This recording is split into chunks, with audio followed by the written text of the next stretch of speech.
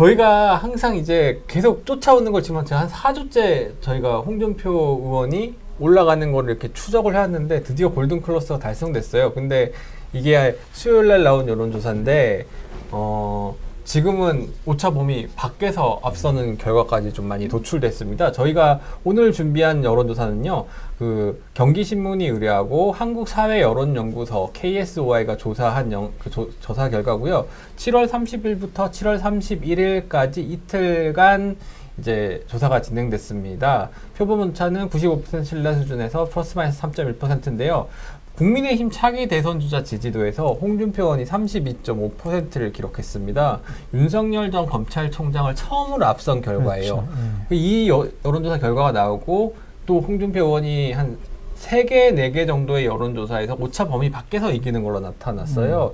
윤석열 전 검찰총장이 29.1%, 유승민 전 의원이 9.6%, 최재형 전 감사원장 4.1%, 원희룡 전 제주지사 2.3%, 하태경 의원 1.5%, 장성민 전 의원 1.4%, 박진 의원 0.6%, 이 정도 순으로 나타났습니다. 근데 재밌는 게 또 보면은 민주당의 경우도 말씀을 드릴게요. 이재명 경기지사가 32.5% 가장 높습니다. 그리고 이낙연 전 대표가 22.9%, 그다음에 특이하게 지지 후보 없으면 20.8%나 되고요. 그다음에 박용진 의원 7%, 정세균 전 국무총리 6.2%, 추미애 전 장관 6.2%, 김두관은 1.5% 뭐 이렇게 나와 있는 상황입니다. 그 홍준표 의원이 어쨌든 간에 윤 전 총장을 역전을 결국은 해버렸어요. 이유가 어디에 있다고 보십니까?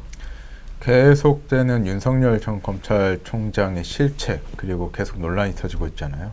이게 당초에는 이 정도 여파가 있을 거냐에 대한 의견이 분분했는데 네.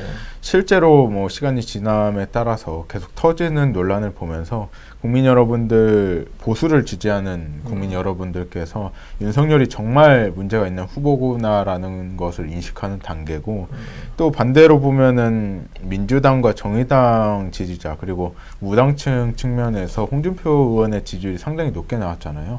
이거는 윤석열에 대한 너무나 극심한 반대 비토라고 보고요. 야권 후보 중에 윤석열은 절대 후보가 되면 안 된다의 결과라고 봐요. 이게 단순히 홍준표를 응원한다, 홍준표가 돼야 된다라기보다 윤석열이 대통령이 되면 안 된다라는 게 너무 강하기 때문에 그렇기 때문에 지금은 뭐 국민의힘 내부 여론조사 그 지지자들만 봤을 때는 홍준표 의원이 약간 밀리는 상황이지만은 네네.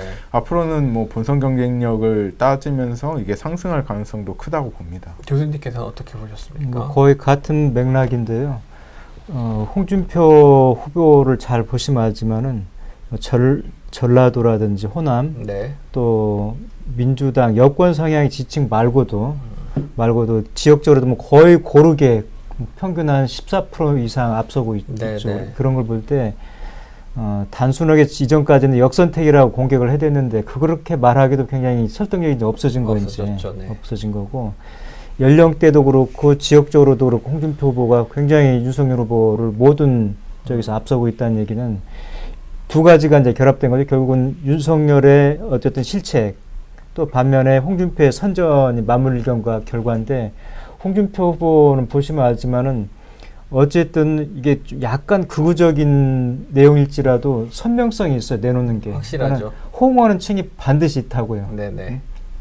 비토하는 세력도 있지만 네. 아마 그런 세력들에게 좀 쉽게 좀 공략이 되지 않았는가 싶고, 두 번째는 메시지를 낼 때 그 언어를 잘 보시면 알지만 굉장히 경쾌하면서도 이재명 후보의 사이다 발언 못지않게 그런 식의 이제 언어를 좀 구사를 하죠. 근데 네. 그런 것들이 지금처럼 뭐가 막 어지럽고 혼선일 때 뭔가 분명하고 뭐 할 것 같다는 이런 때 좀 쏠리는데, 아마 그런 부분도 좀 많이 작용을 한 것 같아요. 그러니까 이제 아무래도 지금 여론상으로는 좀 뚜렷하게 나타나는 유력 주자들의 특징들이 좀 시원시원한 거잖아요. 그렇죠.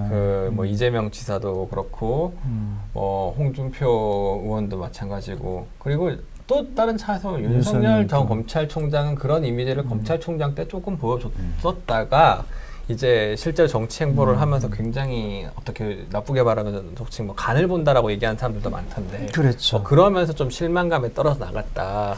어제 기자회견 보고 비판 여권에서 많이 했지만 또 일부에서 이렇게 표현하잖아요. 야성이 다시 돌아왔다. 네. 그런 카타리스 그거 원했던 거야 이 사람아라고 또 하는 사람도 많이 있단 말이죠. 뭐 그렇죠. 뭐 좀 여러 가지 좀 뭐 의견은 갈리는 것 같아요. 근데 또 재밌는 게 뭐냐면요. 그 범야권 대선 후보 적합도에서 홍준표 의원이 앞섰는데 양자 대결을 붙이면은 윤석열 전 검찰총장이 아직까지는 조금 더 많이 나오는 걸로 나와요. 같은 조사에서 이재명 경기지사와 윤석열 전 총장이 그 양자 대결 가정을 했을 때 윤 전 총장이 37.0%고요. 이재명 지사가 34.3%예요.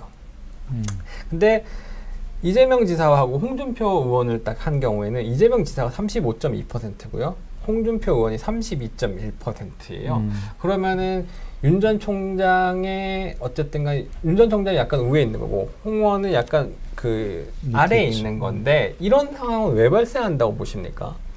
일단은 기타 후보와 지지 후보 없음 모름이죠. 이분들이 30% 가까이 되잖아요. 네네.